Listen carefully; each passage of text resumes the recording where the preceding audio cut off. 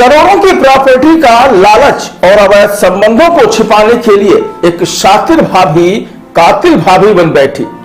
इस भाभी ने अपने इस गुनाह में पति और प्रेमी दोनों को शामिल किया, फिर एक बेगुनाह की जान ले ली।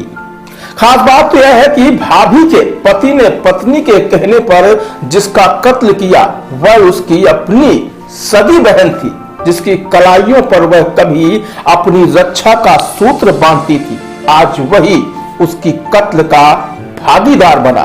दरअसल एक बेगुनाह और बेकसूर युवती का महज इसलिए कत्ल कर दिया गया क्योंकि वह संपत्ति में भाई के बराबर की हिस्सेदार थी। इतना ही नहीं, युवती को भाई के पीठ पीछे चल रहे भाभी के अवैध संबंधों की खबर भी लग चुकी थी, जिसके चलते भाभी ने उसके खौफनाक कत्ल की साजिश रची और इस साजिश में पति और प्रेमी को भी बराबर का भागीदार बनाया। तो आइए चलते हैं और जानते हैं कातिल भाभी की खौफनाक कहानी का खौफनाक सच।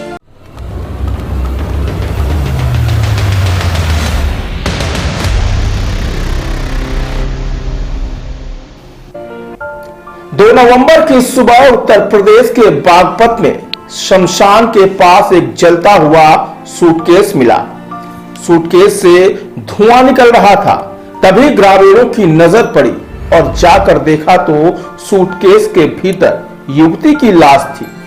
यह लाश किसी और की नहीं बल्कि नोएडा के सैदपुर गांव के ही पूर्व प्रधान की पोती मनीषा की थी, जिसकी हत्या कर लाश को सूटकेस में भरकर नोएडा से बागपत लाकर शमशान घाट के पास ठिकाने लगाया गया और सूटकेस को आग के हवाले भी कर दिया गया।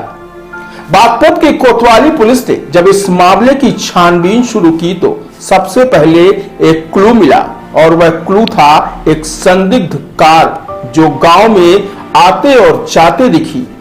पुलिस ने कार के जरिए कातिलों का पता लगाया और कातिल कोई और नहीं बल्कि युवती की भाई भाभी और भाभी का प्रेमी निकला।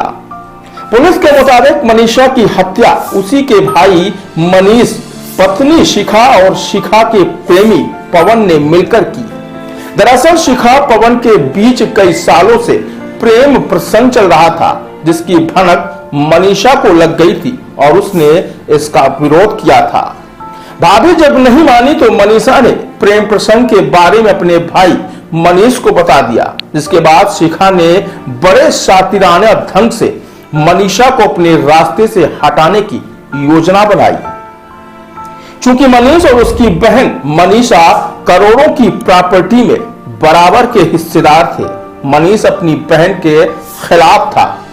वह उसे प्रॉपर्टी में हिस्सा नहीं देना चाहता था, इसलिए मनीष अपनी पत्नी शिखा की बातों में आ गया। शिखा ने अपने पति को बहन मनीषा के खिलाफ इस कदर भड़काया और उस पर झूठे आरोप लगाने का दोष भी मढ़ दिया। इस तरह शिखा के साथ मनीष भी अपनी बहन मनीषा की हत्या के लिए तैयार हो गया। इसके बाद शिखा ने पति को बहला फुसलाकर अपने प्रेमी पवन को भी इस प्लान में शामिल कर लिया। मौका पाकर तीनों ने पहले तो उसका गला दबाकर मनीषा की हत्या कर दी, फिर उसके बाद शव को सूटकेस में डालकर कार से बागपत के सिसाना गांव ले जाया गया, जहां सुनसान जगह में सूटकेस में आग लगा दी गई। सुबह जब पुलिस को इसकी सूचना मिली तो उसे अधजली हालत में मनीषा का शव बरामद हुआ। पुलिस ने जांच शुरू की तो कार से पोल खुल गई, क्योंकि घटना वाली जगह के पास एक संदिग्ध कार देखी गई थी। सीसीटीवी आदि से जांच पड़ताल की गई और कार को ट्रेस किया गया तो घटना का खुलासा हो गया। पुलिस ने फिलहाल इस हत्याकांड में तीनों आरोपियों को गिरफ्तार कर लिया है, जो फिलहाल जेल की सलाखों के पीछे हैं। आज सायंकाल लगभग 7:30 बजे थाना बागपत के सिसाना गांव के जंगल में 25,000 इनामिया बदमाश की छिपे होने की सूचना प्राप्त हुई थी। पुलिस के द्वारा घेराबंदी की गई। बदमाश के द्वारा पुलिस पर फायरिंग की गई। आत्मरक्षार्थ फायरिंग में बदमाश घायल हुआ। घायल बदमाश पवन पुत्र ओमपाल है, जो सिसाना का रहने वाला है। इसके द्वारा अभी हाल ही में मनीषा नाम की लड़की की हत्या मनीषा के भाई और उसकी भाभी के साथ मिलकर के की गई थी। आज मुठभेड़ में जो घायल बदमाश है उसके पास से घटना में प्रयुक्त तमंचा, कारतूस और खोखा बरामद किया गया है। साथ ही मृतका मनीषा की घड़ी एवं उसका आधार कार्ड बरामद हुआ है।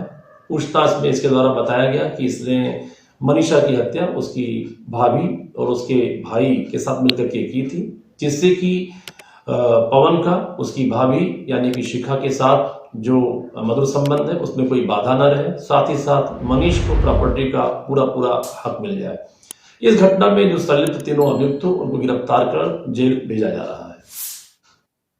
तो यह थी कातिल भाभी की कहानी, जिसने लालच और अवैध संबंधों के चक्कर में न सिर्फ एक बेगुनाह की जान ले ली बल्कि अपने साथ साथ पति और प्रेमी को भी अपने गुनाहगार का भागीदार बनाया। अगर आपको हमारी यह खबर पसंद आई हो तो खबर को लाइक, शेयर और चैनल को सब्सक्राइब करना हरगिज ना भूलें।